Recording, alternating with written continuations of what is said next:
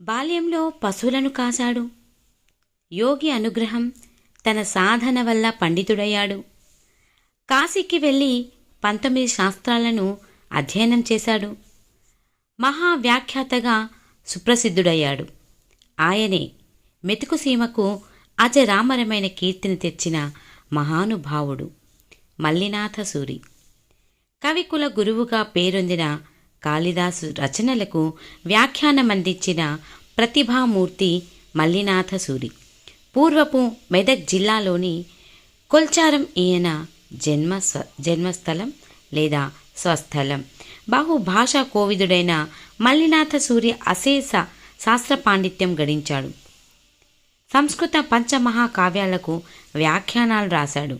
కాళిదాస రచనలకు సంజీవని వ్యాఖ్య, కిరాతార్జునీయానికి ఘంటాపథం వ్యాఖ్య, శిశుపాల వధకు సర్వంకష వ్యాఖ్య, నైషధానికి జీవాతవు వ్యాఖ్య, ఇట్లా 15 గ్రంథాలకు వ్యాఖ్యానాలు రచించిన ఘనత మల్లినాథసూరిది. ఈ వ్యాఖ్యానాలే ఈయనను వ్యాఖ్యాన చక్రవర్తి బిరుదాంకితుడిని చేశాయి. ఇదండి మల్లినాథసూరి గారి పరిచయం.